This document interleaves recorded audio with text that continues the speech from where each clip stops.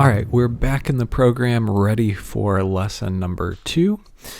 So we're just picking up where we kind of left off here. We have a bunch of clips on our timeline, and then we have all of our stuff in our project window, and we can see everything in our program monitor.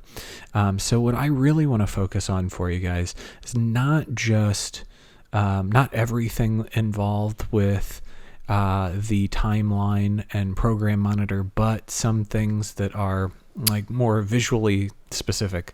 So all of our footage here has no audio attached to it, so I won't show you anything with audio yet, and I'll cover that when we cover audio stuff more generally. So I want to take a couple of my clips and do some cuts. So if I just find 2 clips that work for me, from like this guy's going to walk up and then he's going to sit down in another shot. Let's find something to make that work.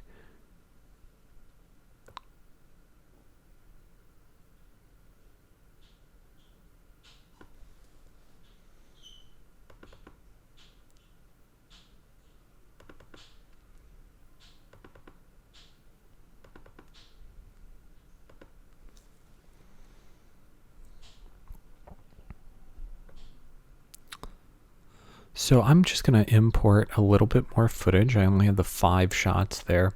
And I saw the guy walk in and sit down, but now I want to cut to maybe like one of his close-ups or an over the shoulder at him or something like that. So I'm going to go ahead and bring in, looks like shots 34 through 41.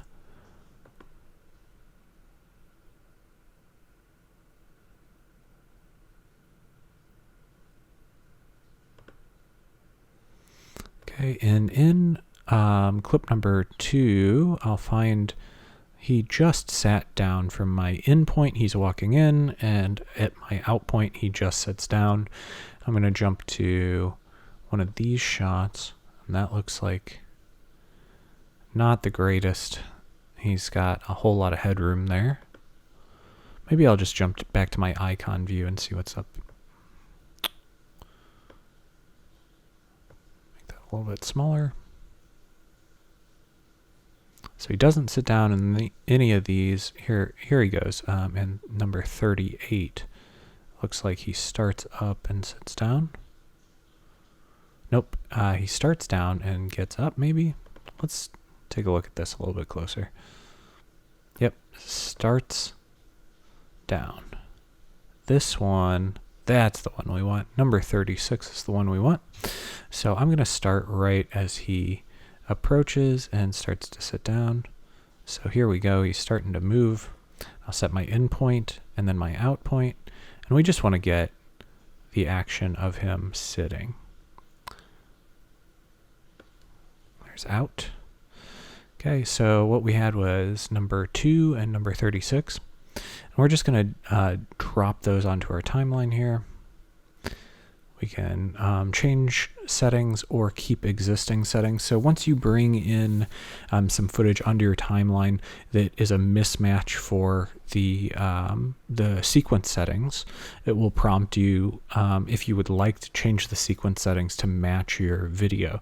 So if you remember from lesson number 1, we did have like a 0.001 difference in our frame rate. We had 23.98 versus 23.976. So yeah, we can go ahead and change that real quick and make sure that that's gonna be perfect for our video. So we have shot 1 and shot 36, and they're not gonna exactly bump up right because he sits down and now he sits down again, and instead we want like a nice cut on action. So what we can do is adjust our clip length. It's really simple to do. If you click on a clip, you should be able to see, hey, that clip on my timeline is now highlighted with a big white rectangle. And then you have the option to hover over the well, you had it anyway, you didn't have to click on the clip, but you can hover over the end of the clip on the timeline, and you get a different kind of handle. It looks like a bracket with an arrow, and you can actually just shave off a little bit of that footage. So he is stepping over right at this moment. So maybe I'll trim that up to my playhead, and then I'll move in my other shot. I'll make sure in this shot he's stepping over, but we do have a continuity issue. He's stepping with the wrong leg, so maybe I'll take it back just a little bit. He's going to bring his hand down, and that'll be my cut on action. So he's bringing his hand out right here. He hasn't made a step yet. And then we can go, his arm is reaching out still in this shot, and it's looking pretty good. Arm reaches out, it sets down, and then he goes. So in playback, that should look okay, but it's not perfect. So there are some tools that we can actually use to kind of trim these things up. Yes, you can grab handles and move those things around, but you can also use some of these timeline tools. These tools also work inside the program monitor to do various things. I'm not going to show you absolutely every one of them yet because this little title tool down here, type tool, comes in handy more when we cover the graphics portion of Premiere. But this guy right here, a ripple edit tool and a rolling edit tool, are probably pretty helpful things for you to have. So when I grabbed my handle here and I brought that in, I had to grab this other clip and bring it up to it. But if we use this ripple edit tool, we could save ourselves a little bit of time. It has that same kind of bracket on the edge there, only it's yellow this time. So if we pull that back, we'll see that it ripple edits my other clip in closer. So a ripple edit you can also achieve by selecting a blank space on your timeline and just pressing the delete key. That would ripple edit for you. That would jump this clip closer to that clip. We can also right click and click ripple delete, and that will do the same exact thing. Once again, in Premiere, there's 1,000 ways to do the same exact thing in here. So that's a helpful tool to have, is that little ripple edit tool. But another one is this rolling edit tool. So any of these tools that you see on your toolbar next to your timeline here usually have, like, if there's a little gray arrow in the bottom right, they have extra tools underneath it. So right underneath the ripple edit tool is the rolling edit tool in on your keyboard for a shortcut for that. And if we go, okay, now we have a good cut on action here, but I don't like where the cut actually lies. These things have some kind of sync to them, right? Like the motion is at the same time for this clip as it is for that. And what I can do is, like, I wish my cut was just a little bit earlier, but my clips do match up pretty well. I can adjust where we change the angle from this angle to that one, and it's just going to stretch out the earlier portion of this clip and shrink down the later portion of this clip. So that's a nice, easy way to kind of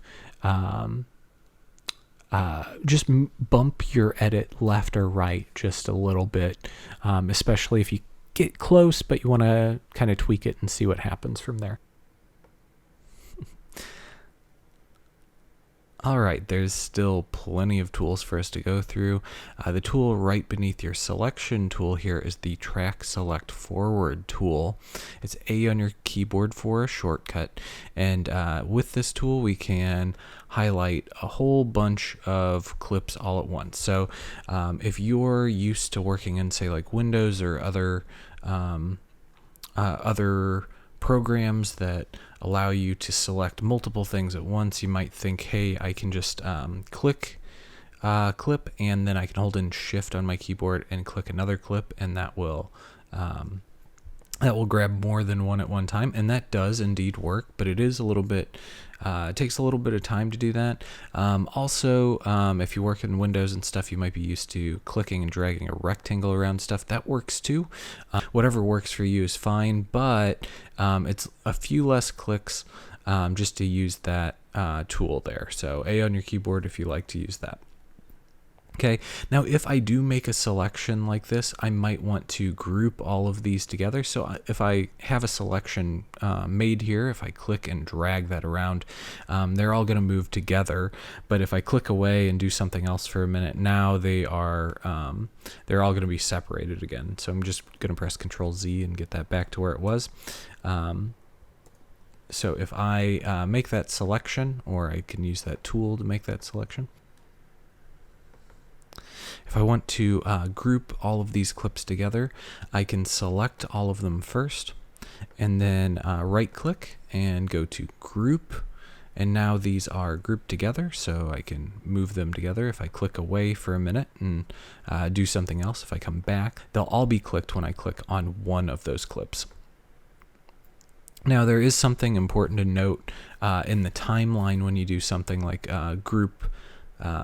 grouped or linked clips. So you might have some audio associated with your video, and you want to keep those things linked together generally.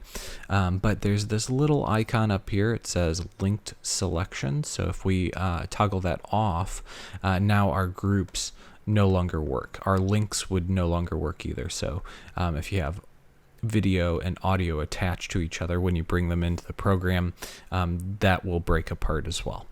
Another way for us to kind of group things together, but maybe in a slightly different way, is to make a nested sequence or a subsequence.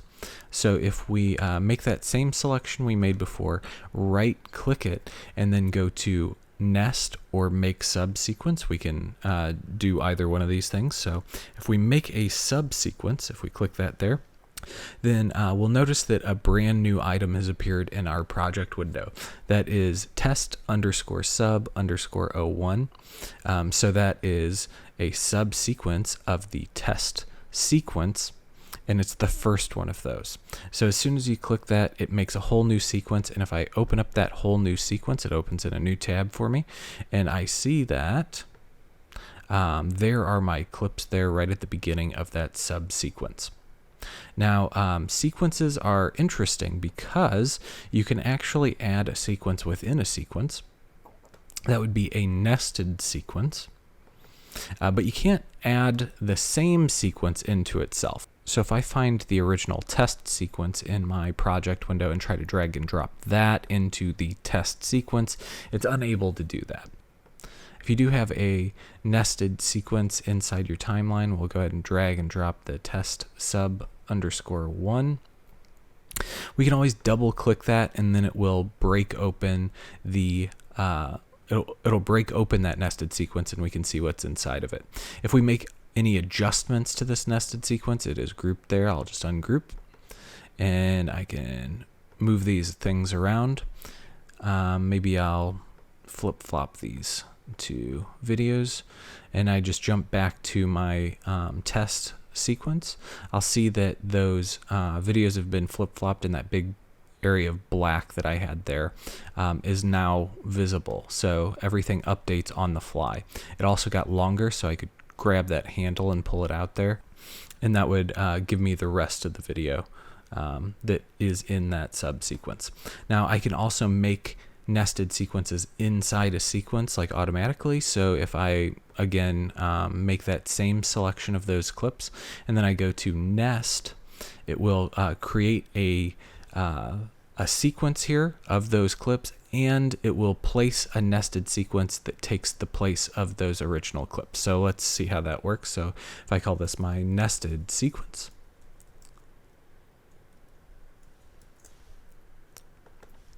as soon as I click that, those 4 clips have now turned into their own nested sequence. I could then double click it and visit those 4 clips there. And in my project window, I have that nested sequence available to me. So they are somewhat similar, subsequence versus nested sequence. Just a little bit different in where they go in your timeline as soon as you create them and how they're named. So if you want to avoid nested sequences, if you are maybe someone who wants to jump out into DaVinci Resolve after you've done your editing inside Premiere, nested sequences do not move over with Final Cut Pro XML export, and we'll get into what that is much later in the course. But if you want to avoid having nested sequences in your timeline, I'll just go ahead and delete that there. We have our nested sequence here, and we can bring that back in. But if we click this little button here that says Insert and Overwrite Sequences as Nests or Individual Clips, just toggle that off. When we drag it in, it's going to break open our nested sequence so we can see it there on the timeline as the individual clips rather than the nested sequence. Okay, a couple of things with the video and audio tracks here. If we needed to add more tracks of either kind, video or audio, if we right click in the blank space here, we can add tracks. If we click add tracks, we can add video tracks and audio tracks, however many we want. We just type them in there, and then we can tell it where we want these video or audio tracks to be to pop up. So if I want to add one new video track, I can set 0 audio tracks, 0 submix tracks. We'll get into that later. One new video track, and we'll put it before the first track. So if we click OK there, we're going to see everything on video track number 1 has now moved to number 2, and we have a blank video track for video track number 1. Okay, I don't need that, so I'm just going to press Control-Z and undo that. A couple more things with these video tracks. If I double click, they will get a little bit larger. We can see that kind of thumbnail view of the video clip there. Also, if I double click, you can see a few extra buttons here. And if I want to add any extra buttons beyond that, I can click Customize here, and we can add maybe keyframes, and we'll get into what keyframes are as soon as we get into the effects lesson.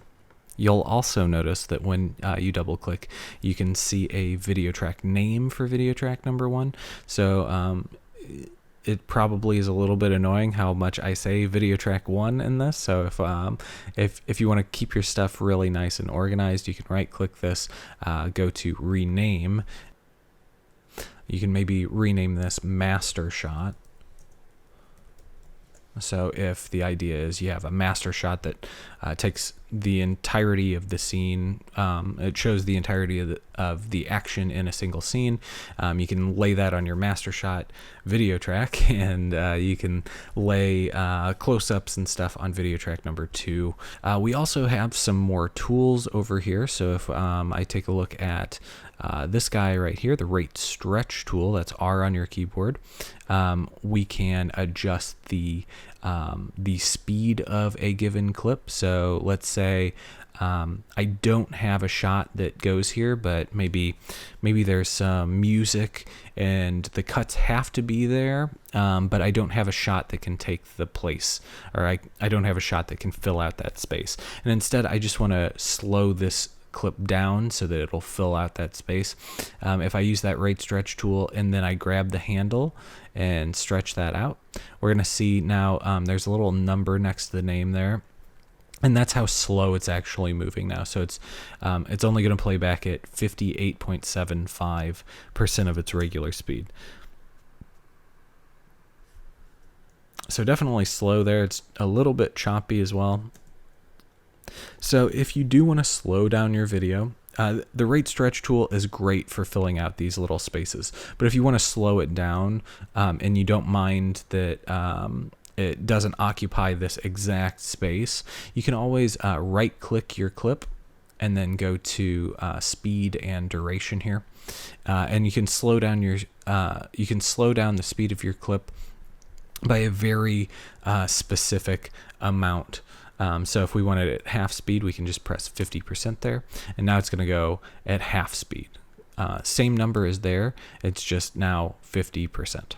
Okay. If I go to the speed duration option again.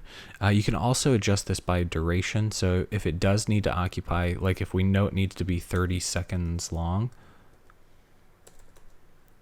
now it'll be 30 seconds. And to be 30 seconds, it actually has to be 52.85% of its normal speed.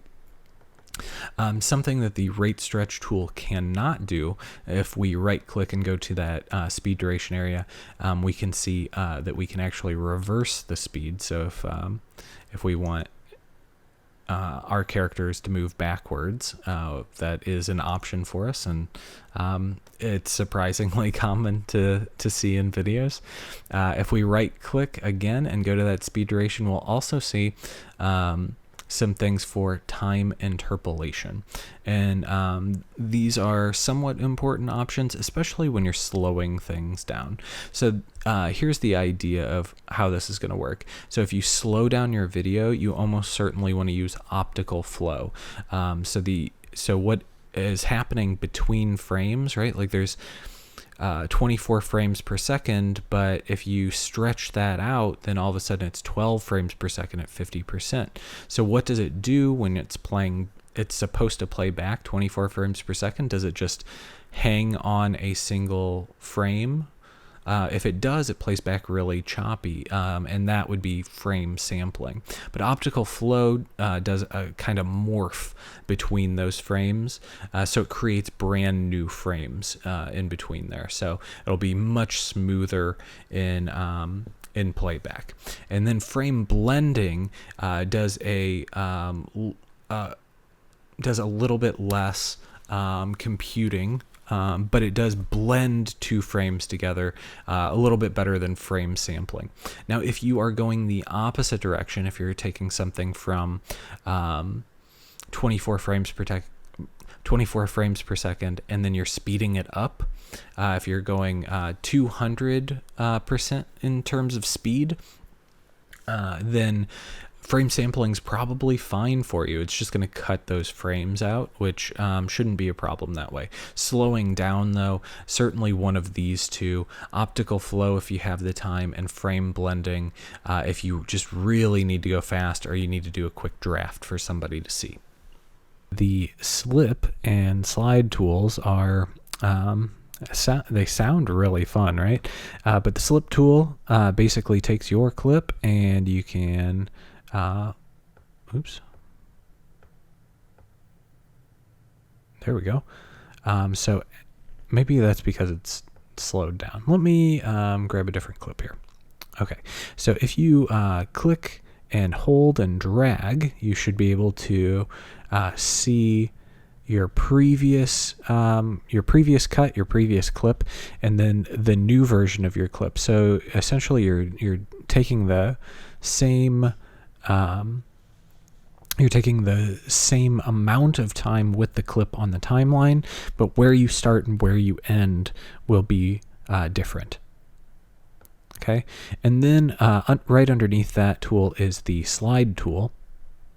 Okay, and then you can click and drag that, and it is going to slide your clip into the previous clip. So if I take this one and I slide it in there, it basically does like a ripple delete for me, but it all kind of conforms quickly. So there's a bunch of ways to kind of ripple through your timeline and stuff. A couple more things to show you with the timeline specifically.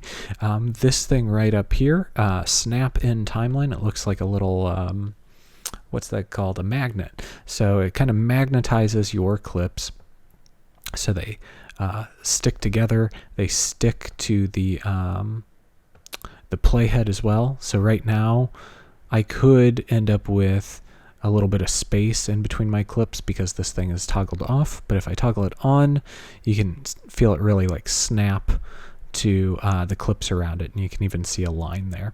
It will snap to the playhead again. So I do believe that that's automatically toggled on there when you come in. There's this insert and overwrite sequences. I will show you guys that a little bit later when we get into more advanced options with the timeline and project options. So we won't touch on that just yet, but this thing right here is pretty darn important. Add markers. So if you want to add markers to, you can add markers to your timeline. You can also add markers to your actual clips. And surprisingly, these markers on your actual clips are saved in the metadata of the video file itself. So if I were to open up a video in my source monitor, you can see that there's a marker here, and I did not place that marker. That was placed by someone else, and it traveled with the actual footage, which is very interesting, almost scary. So these markers can indicate whatever you'd like for them to indicate. They are there as basically like highlighted text in video form for us. So it says, if it's a red marker, maybe that means that something's wrong right here. To place a marker in either your source monitor or your timeline, we can just press M on our keyboard or click that little marker icon. You have one here on your source monitor as well.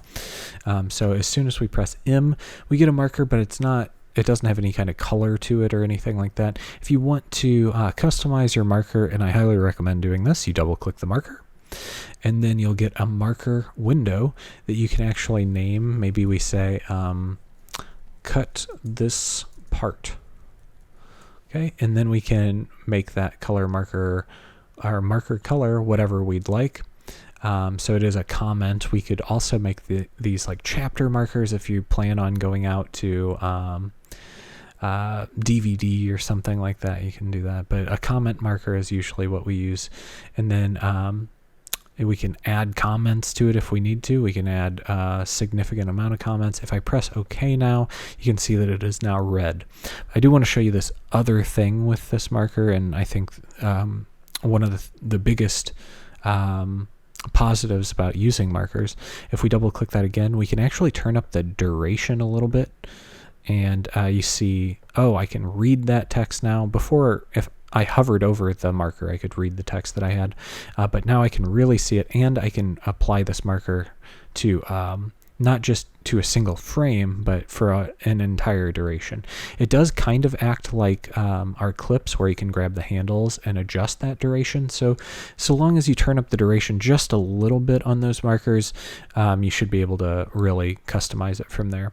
If you want to delete it, it's a little bit more troublesome than just pressing delete. If you press delete, your clip will go away. Instead, you can right click and click edit marker, or you can double click here and just click delete, and it goes away. So that's markers in our timeline, and that's basically what you can do in a nutshell in that timeline. Again, there are a ton of settings with this stuff, and feel free to kind of customize this. This is where you would customize your stuff, but really it's more like minimize and expand, and then potentially save preset once you find something that really works for you. So if we jump up into the program monitor up here, there are all kinds of extra things that we can do here. Yeah, we can play forward, we can add markers, we can basically do all the same stuff that we were already doing in the timeline up here. And you have a lot of buttons up here. If you hover over any of those, you can kind of see what they're doing. But those aren't the only buttons available to you. If you click this little plus area for button editor, you can find a whole bunch of stuff. We can find clear in and clear out buttons if you use that a lot. You can find things for multi-camera mode, which we'll get into when we do a multi-camera session. You can find things like rulers and overlays and guidelines and FX mute. So if you have lots of if you have lots of effects on your stuff and you want to turn off those effects just to see what it looks like raw, you can certainly do that. VR video, if you have some 360 degree video and you want to be able to click and drag around to see what's going on there, you can do that there. Loop playback is actually something that can come in handy, and let's just go ahead and bring that in really quickly. So if we want a new button in our button menu, all we have to do is click, drag, and drop it where we want it. So now loop playback, it can be selected on and off. So now it's toggled on and toggled off. And now if I create an in and out point, and I just want to see that kind of loop over and over again, I can toggle on my loop playback. And now when I press the spacebar, as soon as it reaches the end, it's just going to jump back to my in point and play back again, over and over again. So if you click this little wrench icon on your program monitor, you'll notice a whole lot of things that are very similar to that. You have a multi-camera view. You have the alpha channel if you wanted to look at something like that. You have a comparison view for something like color grading. You have playback resolution, which is already available to us there. We have paused resolution. So when you pause your video, do you want it to look like it's in full resolution, or would you like that also to be a lower resolution preview? There's also high quality playback that you can toggle on. If you have no issues with any of your playback, it's not choppy at all, you can always toggle that on and see things even better. Closed caption display, if you have a closed caption file, you can actually see that as you're working. And you can also create captions in Premiere. Or subtitles. You can bring subtitle files in Premiere and make sure that they match up with your video and stuff. You can do all sorts of things in the program monitor. What they say is basically what they do. Something that could come in handy a little bit later is the safe margins.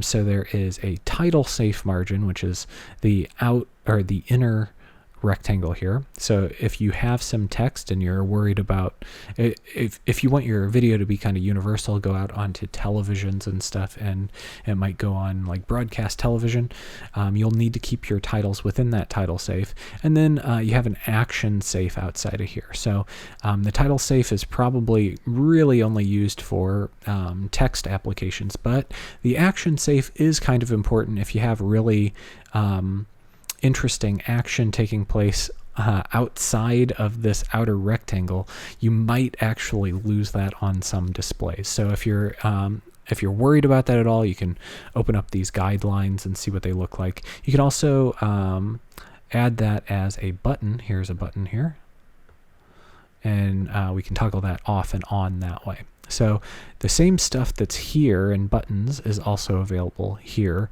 if you don't use them very often. So one more thing with the timeline itself, it's not exactly a tool, but it's more ways to kind of move your clips within like a video track. So if you'd kind of like to shuffle your clips, so let's say we want to take this last clip, move it to the front without having to select everything, make some space and do all that. If you just hold down Control on your keyboard, you can grab your opening clip and kind of shuffle it to the front. And that won't create any gaps in your timeline or anything like that. You can also kind of shuffle it in the middle, and it will make the space there for you. So we can always scrub through our timeline just by grabbing our playhead and moving it back and forth. But we can also jump to specific areas of our video by clicking on the time code here. It might be frames or feet if you've selected that early on in your project settings. But let's say we want to jump to 50 seconds. We can jump directly to the 50-second mark. So if you ever had maybe like editor's notes that said at 50 seconds or at 49 seconds and 12 frames, this thing happens, and you can jump directly there. Likewise, on the program monitor, you can do the same exact thing there. You can jump around to specific time codes also on the program monitor, there's this drop-down menu that allows you to see your video in various sizes. So if you want to see it at 10% of its normal size or even 100% of its normal size, you might be able to size up your program monitor if you need to see things at its full glory. You can also use this hand tool down here, H on your keyboard for that, to move around your video within the program monitor. This hand tool will also let you move around in your timeline.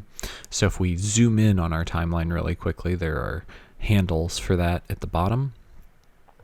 Now we can use our hand tool to move around without actually grabbing the playhead and moving it around. If you did want to move the playhead through here, that will also move the window for the timeline area, but you would have to scrub that way. So the hand tool can come in handy. Also, right underneath the hand tool is the zoom tool. So if you want to zoom in on your timeline, that way you certainly can. I prefer grabbing the handles, but the zoom tool can work like that as well. So in the program monitor, and honestly, any panel at all that you have selected, you can press the tilde key. That's the key that looks like, I'll just put a little bit of text there so you understand what it looks like. But if we press that, we can blow up any panel into full screen, which really helps with our program monitor if we want to see a full screen version of our video when we start playback. And you can really see that it's lower resolution when you start playback and it's blown up that big. At full resolution, it looks much better. And if you press Control and tilde, it'll blow up your video screen all the way. Your program monitor without any of the buttons or the ruler or anything like that will take up the whole screen. So you can do a full screen that way. If you press the Control tilde again, you'll go back to the semi-full screen, and just tilde again, and you'll go back to your regular program view. So you see this yellow bar above all of your clips. So that's an unrendered area of video, but it's going to play back just fine. If you see red there, that's unrendered, and it's not going to play back exactly as it will when you export. So that's an area that actually needs rendered for you to see it in its full glory, right? So if we need to render areas of our timeline so we can see them play back better, we can actually do that really, really easy. We can set in and out points on our timeline by using the I and O keys. We can also do that up here in the program monitor. Again, a million ways to do things in Premiere using those in and out buttons. And then we go to sequence at the top here and then render into out. So when we render into out, it's going to run through all the video in that into out part and do a quick render. It's going to be stored in your temporary files, and now you see that that red bar has gone green, and it should play back just fine for us. It does play back a little bit better there. So there's more tools to learn, but also while we're on the topic of playback in the timeline, some things that you should know about. Spacebar obviously plays. We covered this already, but there is a couple of hotkeys that can work for you. J, K, and L. K will pause. L will play. L again will play a little bit faster. L again will play faster still. So you can speed your stuff up or play in reverse even with the J key, and you can stop it. You can play back and reverse at regular speed or much, much faster. I had a little bit of an error. I think I'm running too much on my computer now. Look at all that. I'm just going to close that out. Now, if you have trouble playing back and you have some like choppy playback even when it's rendered, it might be a case of too high a resolution. In this program monitor here, you can see that we have full resolution on playback. We can turn that down to half or even a quarter, and that should help us with our playback too if we have some kinds of issues with the video not playing back very well. All right, so that is our tool set and our timeline and program monitor in a nutshell. That's the end of lesson number 2 on Adobe Premiere, and we will take a look at something else in lesson number 3.